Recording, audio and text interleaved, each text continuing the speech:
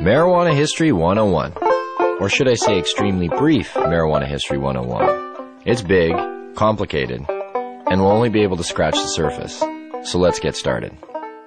The first thing that strikes one as odd when looking at the history of marijuana, which is also known as cannabis, is how very much legal it once was.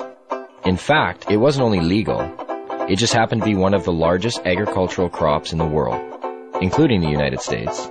You see, cannabis can also be hemp. And just what is hemp? Well, it's by and large the most robust, durable, natural soft fiber on the face of this planet. Up until 1883, and for thousands of years before, cannabis hemp was the largest agricultural crop in the world. It had thousands of uses and products. The majority of fabric, lighting oil, medicines, paper, and fiber came from hemp. The first marijuana law to exist in the United States was a law ordering farmers to grow hemp.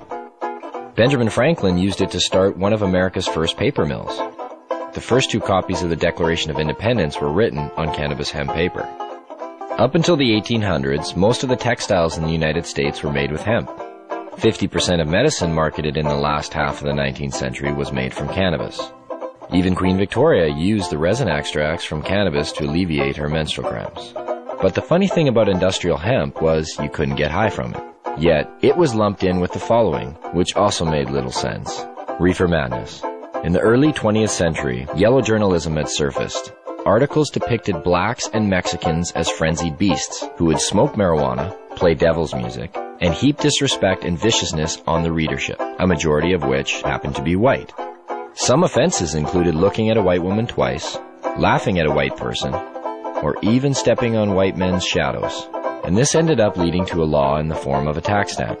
A tax stamp that would not only include marijuana, but also hemp and cannabis medicines. It speculated that hemp's potential for an abundance of new products was going to be in direct competition with other sources. And this, added to the reefer madness, led to the eventual downfall of all forms of cannabis. Popular Mechanics magazine had actually prepared an article entitled New Billion-Dollar Crop. Hemp was touted as being able to produce more than 5,000 textile products from its thread-like fiber and more than 25,000 products from its cellulose, ranging from dynamite to cellophane. Its superiority as a source for paper was also becoming known, especially with the development of hemp processing equipment. Now, the new Marijuana Tax Act was all fine and dandy, except for one thing. If you wanted to grow hemp, you needed to buy a stamp. But they weren't giving any out to anybody. And so, in effect, all forms of cannabis became illegal. Things pretty much stayed that way until World War II, when the government decided that hemp once again was a good thing and produced a video, Hemp for Victory. But by the time the war was over, hemp again became bad. And in 1948, when the marijuana law once again came into question, Congress recognized that marijuana was made illegal for the wrong reason. It didn't make people violent at all. It made them pacifists. The communists would use it to weaken America's will to fight. Congress now voted to keep marijuana illegal for the exact opposite reason they had outlawed it in the first place. And all through the years, report after report, commissioned by everybody, from the mayor of New York to the president of the United States, has come back with the view that marijuana should have no criminal penalty attached to it. Yet, marijuana remains as illegal today as it did nearly 70 years ago.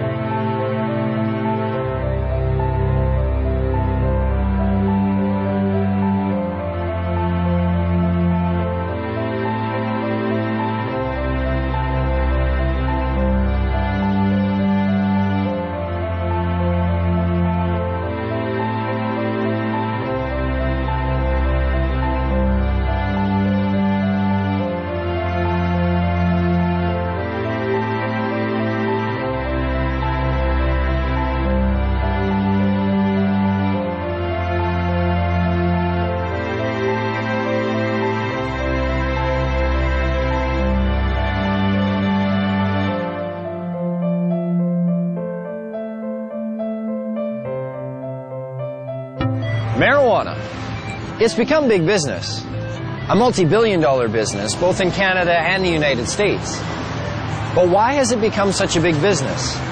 Here in British Columbia alone, it's speculated that the illegal BC marijuana trade brings in upwards of $7 billion annually. And up to 85% of that product heads south to the United States. Having become an international issue, when do the lines blur? How does a massive underground market like this survive while remaining illegal?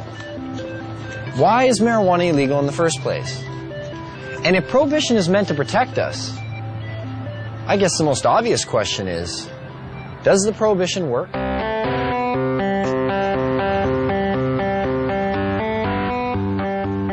If prohibition worked, okay, if you could just wave a magic wand and say, this has gone away, I'd be all over it, you know. But the fact of the matter is that prohibition has never worked. You know, we've been here before. You remember the first prohibition, right? Which was? Prohibition of alcohol. No, I'm talking about the first prohibition. Thou shalt not partake of the fruit of the tree of knowledge. And who was the big cop? And how many people did he have to watch? 2. What are the goals of this prohibition? I assume the goals of prohibition are to reduce the amount of drugs available and to reduce the demand for those drugs. In both instances, cannabis prohibition's an utter failure. Has the prohibition stopped people from using marijuana? You get a phone call and says, I'm from the federal government. I want to know whether you've been using cocaine or marijuana recently. Presumably you might be getting a little bit of an underestimate. In 1937, there were estimated to be 55,000 marijuana users. And now there are estimated to be more than 50 million of them. That's a 100,000% increase. Seems to be quite a few of them. Yes, I'm afraid there are. Whether the drug is criminalized or decriminalized does not affect the rates of smoking of cannabis, either uptake or of discontinuation. So what are the dangers of using marijuana? I don't know. I don't know. Gives you like a rapid heartbeat. Smoker's cough. I'm sure it has some effect on your brain function, memory. I don't know, is there something unhealthy about moving slowly? It's not good for you. You're not fully conscientious of what you're doing. Thickens some membranes in your brain or something. Well, it's been science. I guess I'm being told it's been scientifically proven that marijuana kills your brain cells. That's the one I remember. Marijuana kills brain cells. I thought the same thing. You know, I didn't start smoking pot until about 5 years ago. I thought pot made you stupid. You know, I bought into it just as much as anybody did. I realized when I was like 30 years old that I was tricked. I was like, you gotta be fucking kidding me. 1974, the Heath-Tulin study. Ronald Reagan announces, the most reliable scientific sources say permanent brain damage is one of the inevitable results of the use of marijuana. Monkeys pumped full of marijuana, apparently 30 joints a day, had begun to atrophy and die after 90 days. Brain damage was determined after counting the dead brain cells of both monkeys who had been subjected to the marijuana and ones who had not. This study became the foundation of the government, and other special interest groups claim that marijuana kills brain cells. Here's what they didn't tell you. After 6 years of requests, how the study was conducted was finally revealed. Instead of administering 30 joints a day for 1 year, Dr. Heath used a method of pumping 63 Colombian-strength joints through a gas mask within 5 minutes over 3 months. They suffocated the monkeys. What they did is they put these gas masks basically on their face and they pumped pot into it, but without additional oxygen. So after X amount of time, the brain shut down. Well, if you suffocate, the first thing that's going to happen is your brain cells are going to die with lack of oxygen. So what they did is they suffocated the monkey, showed all these dead brain cells, and then went on to associate it by saying that cannabis use causes your brain cells to die. And how many people, not knowing the origin of the study, have gone on to quote it and re-quote it. And now people believe it. Studies since have shown no signs of any brain cell damage. In 2005, new research suggested that marijuana could possibly stimulate brain cell growth. That study hasn't received the same attention. Another common belief, marijuana causes lung cancer.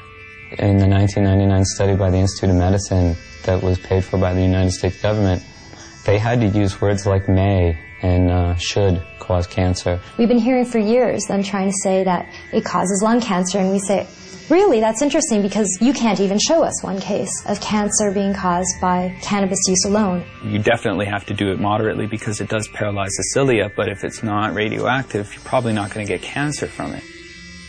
Smoking it can can be harmful because of the proper use of smoke. Not as a result of anything in the cannabis plant, but because they're intaking heated plant matter into their lungs. People said, well, you don't know. We haven't been